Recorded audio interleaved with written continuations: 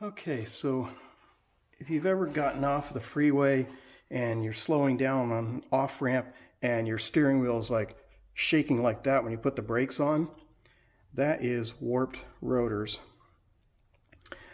This 2000 Acura 3.2 TL has one annoying problem that I don't like in the design, and they did not put any brake ducting in to cool the brakes. So even though these are slotted brakes, ventilated brakes, see, there's vents that go all the way through there.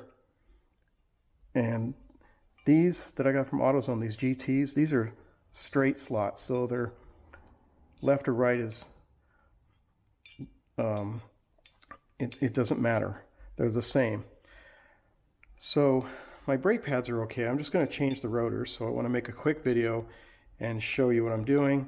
I got these StopTech rotors because they don't sell these anymore at AutoZone, so I got these online, Amazon somewhere.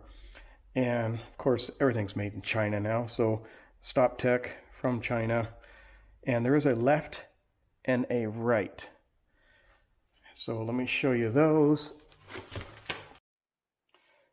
Okay, so examining these vanes, they are also straight through.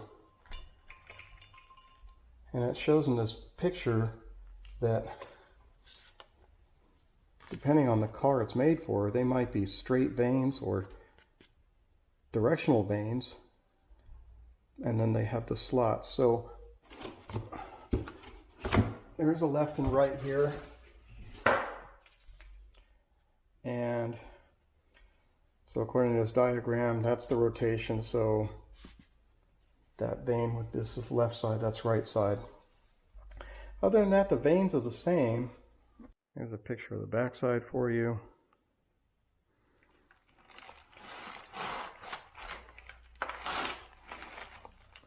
So up in the corner, I'm going to post a link to my old video when I first installed these GT rotors, and I did a complete brake job on the front, pads and rotors.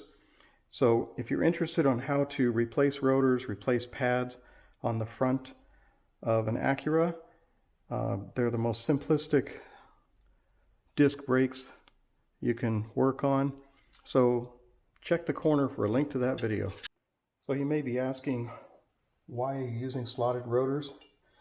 Well, like I said, this car has terrible brake cooling.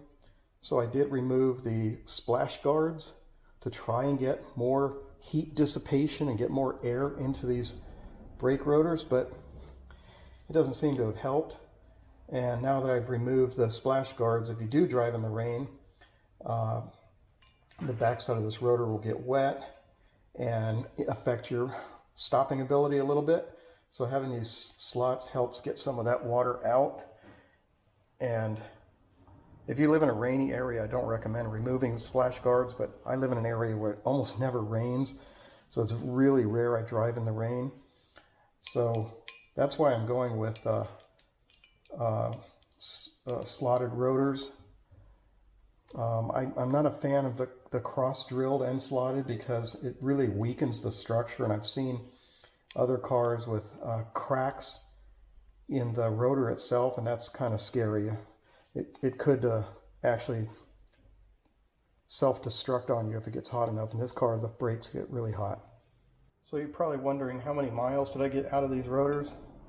I got 28,203, getting ready for a long road trip, and I really don't want that annoyance of having a shaking steering wheel every time I slow down.